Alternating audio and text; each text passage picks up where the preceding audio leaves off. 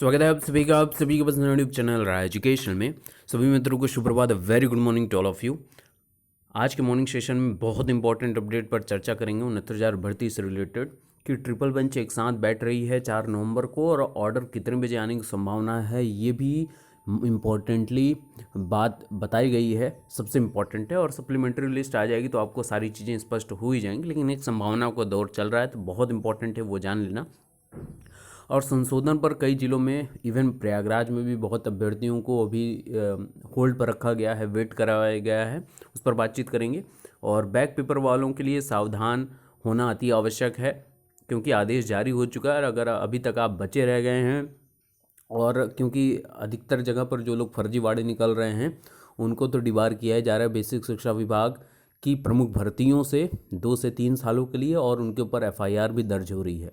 तो ये इम्पॉर्टेंट है कि अभी तक अगर आप बचे हैं तो इज्जत बची है, और इससे अगर आप आगे बढ़ते हैं, काउंसलिंग कराने जाते हैं, क्योंकि छोटी छोटी चीज़ों को बहुत ज़्यादा ध्यान से देखा जा रहा है। आप देख ही रहे होंगे, सभी लोग जो बैक के साथी हैं उनको ये चीज़ पता ही होगा कि अभी तक अगर बचे हैं और आपको नियुक्ति पत्र निर्गत कर दिया गया है और अब आप स्कूल आवंटन के लिए आगे बढ़ने वाले हैं, तो एक बार सोच लीजिए, बहुत इम्पोर्टेंट है।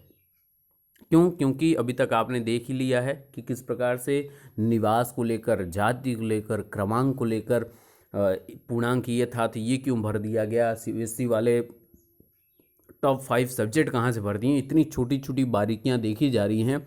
तो मुश्किल है कि अब आप बच पाएँ, और अब पकड़े जाएंगे तो 2 से 3 सालों के लिए परीक्षा से डिबार भी किए जाएंगे और एफआईआर तो दर्ज होगी ही होगी। इम्पोर्टेंटली है। तो चलिए पहले देख लेते हैं ऑर्डर संबंधित खुशखबरी जो है कि देखिए, ऑर्डर संबंधित जो है, जैसा मैंने आपको बताया कि सप्लीमेंट्री ही लिस्ट में आपको देखने को मिलेगी। सबसे इम्पोर्टेंट बात तो 4 तारीख की सप्लीमेंट्री एक दिन पहले अपडेट होती है। और इम्पोर्टेंट बात यह है कि लगभग 1 बजे के बाद, लगभग 1 से 1:30, मैक्सिमम लोग बोल रहे हैं कि 1:40 पर आपको संभावनाएं दिख रही हैं। तो बड़ी खबर सुप्रीम कोर्ट से कि 69,000 भर्ती मामले का बहुप्रतीक्षित फैसला 4 नवंबर को 1:40 पर सुनाए जाने के लिए बेंच बन रही है। इम्पोर्टेंट बात है।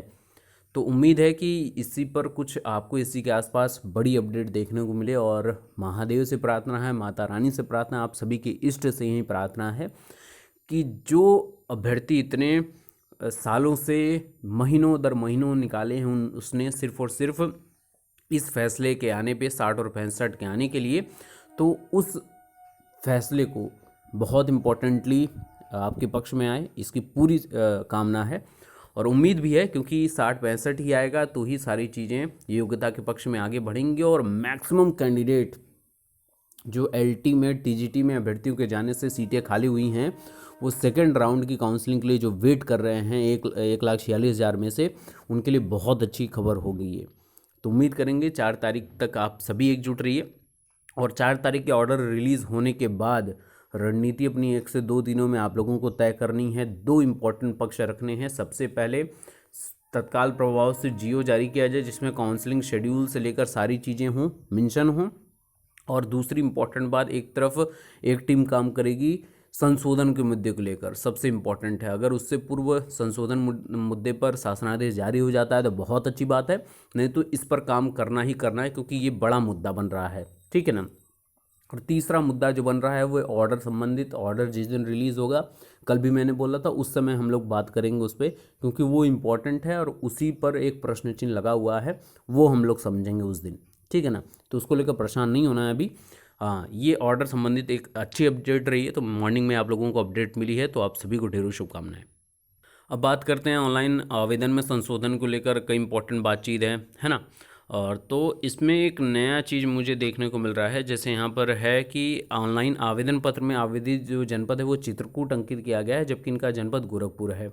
साथ ही डीएलएड बीटीसी अंकित किया गया है, जबकि ये शिक्षा मित्र बीटीसी हैं इनका एवं उसका लाभ लिए हैं। तो ये इम्पॉर्टेंट बात है, ठीक है। तो यहाँ अगर मैं इसको छोड़ दूँ, क्योंकि ये स्पेशल केस है, तो ऑनलाइन आवेदन पत्र में आवेदित जनपद चित्रकूट है, लेकिन इनका जनपद गोरखपुर है, ये इम्पॉर्टेंट है। यहाँ पर जो कई अभ्यर्थी मैं देख रहा हूँ सोशल मीडिया पर कि आवेदित जनपद और जो जनपद इनका गृह जनपद है उसमें इनको कन्फ्यूजन बहुत ज़्यादा है, ठीक है, तो इसको लेकर बहुत इम्पोर्टेंट तरीके से समझ लीजिएगा कि क्या कहाँ से आप आवेदन कर रहे हैं, गृह जनपद इम्पोर्टेंट तरीके से क्या है, तो इस पर बहुत विचार होना चाहिए आपका। कुछ और संशोधन के मामले अगर आप देखेंगे यहाँ पर, तो यहाँ देखेंगे अभ्यर्थी के पिता के नाम में अंतर, अभ्यर्थी के पिता के नाम के अक्षर में अंतर, बीटीसी के अंक में अंतर, इंटरमीडिएट के अंकों में भिन्नता। अब सबसे इम्पोर्टेंट बात यह है कि ऑनलाइन आवेदन में निवास के स्थान पर प्रदेश अंकित है, तो यहाँ पर होल्ड पर कर दिया गया है। और यहाँ पर इस स्नातक की डिग्री या प्रोविजनल संलग्न नहीं किया गया, यहाँ पर रोक दिया गया है। और तो और सबसे इम्पोर्टेंट बात है कि यहाँ अगर आप देखेंगे तो यहाँ लिखा हुआ है कि हाई स्कूल के अंक पत्र में विकास लिखा है, लेकिन इंटर के अंक पत्र में विकास कुमार लिखा है, तो इसकी वजह से होल्ड पर रख दिया गया है।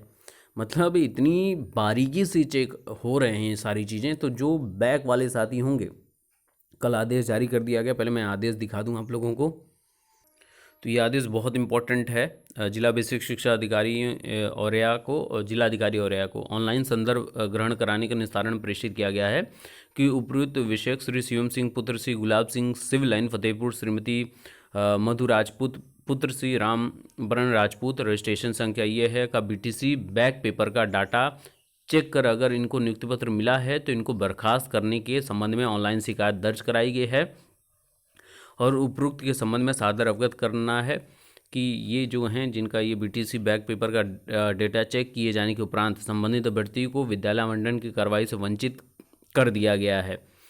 अब सोचिए, ये सबसे बड़ी बात है कि और इसके लिए आवश्यक कार्रवाई भी होगी। तो आवश्यक कार्रवाई के अंतर्गत वहीं दो चीज़ें होंगी, आपको 2 से 3 वर्षों के लिए बेसिक शिक्षा विभाग की परीक्षाओं से डिबार कर दिया जाएगा, बाहर कर दिया जाएगा, और दूसरा आपके खिलाफ FIR किया जाएगा धोखाधड़ी का।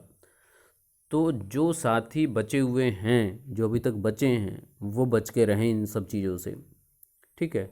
नहीं तो आप आ बैल मुझे मार वाली कहावत है, तो आप जाइए उसको साकार करिए। और प्रयागराज के आज के न्यूज़पेपर में लिखा हुआ है कि परिषदीय स्कूलों में 102 की नियुक्तियां फंसी हुई हैं। परिषदीय स्कूलों में 69 शिक्षक भर्ती में शासन के निर्देश पर 31,277 अभ्यर्थियों को नियुक्ति पत्र देकर स्कूल आवंटन किया जा रहा है।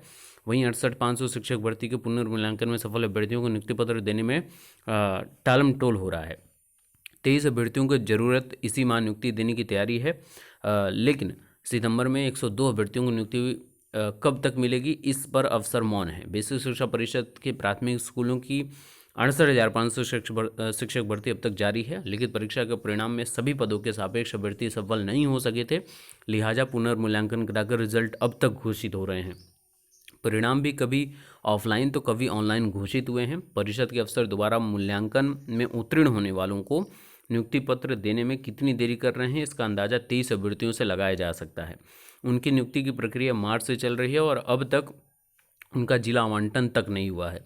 आवेदन भी इसलिए लिए गए हैं क्योंकि हाईकोर्ट के ने निदेशक बेसिक शिक्षा तक को चेतावनी दी थी, उसके बाद भी काउंसलिंग अभी तक चली रही है। अब देखिए, सबसे इम्पॉर्टेंट बात है कि ये सभी चीज़ें तो होल्ड ऑन है।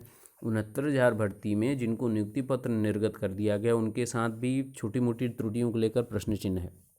और जैसा मैंने आप सभी को बताया कि 68,500 में शासनादेश जारी हुआ था, उसमें स्पष्ट है, अगर मैं आपको दिखाऊं वो शासनादेश, तो ये 68,500 में जो शासनादेश जारी किया गया था विभाग के द्वारा, और जो पिटीशन भी दायर की गई थी माननीय उच्च न्यायालय में, उसके जरिए क्या क्या बातें निकल कर आई हैं।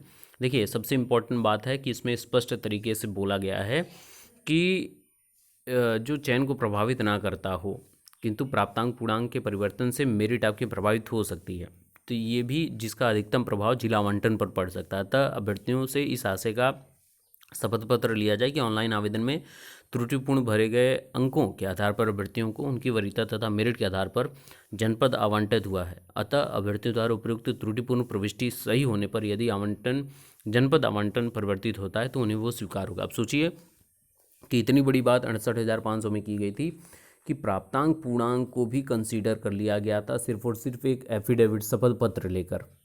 और हाँ, ये है कि उनका आपका आवंटित जनपद परिवर्तित होगा तो बिल्कुल सबको मान्य होगा। नौकरी से बाहर करने की अपेक्षा जनपद बदल कर नौकरी मिले तो ये सबको मंजूर है कि हमको जनपद बदल दिया जाए, कोई दिक्कत नहीं है, क्योंकि सबकी प्राथमिकता है नौकरी लेना, ठीक है ना। तो जब प्राप्तांक और पूर्णांक जो मेरिट को इफेक्ट कर रहा है सबसे ज़्यादा, उनको मौका दिया गया है। फिर उसके बाद यहाँ पर और लोगों को मौका दिया गया जिनमें छोटी मोटी त्रुटियाँ हैं। देखिए यहाँ पर अगर आप देखेंगे तो बहुत ढेर सारी चीज़ें आपको देखने को मिलेंगी, है ना। संदेहास्पद है और ऐसे व्यक्ति जिन्होंने आवेदन पत्र में जन्म तिथि त्रुटिपूर्ण अंकित की है, उनके हाई स्कूल के मूल प्रमाण पत्र में अंकित जन्म तिथि के आधार पर संशोधन किया जा सकता है यदि इसमें निर्धारित अधिकतम आयु सीमा के प्रावधान का उल्लंघन नहीं हो रहा हो तो। ठीक है। टीटी के प्रमाण पत्र की वैधता को लेकर यहाँ पर बात की गई है कि पहली जिसमें आपने फॉर्म भरा था उसमें वैलिड होगा तो वो वैलिड माना ही जाएगा। तो ये तमाम तरीके के पॉइंट्स हैं जो आपको 69,000 भर्ती का बढ़ते हैं कि उनको तनिक भी परेशान नहीं होना है, मौका सबको मिलेगा।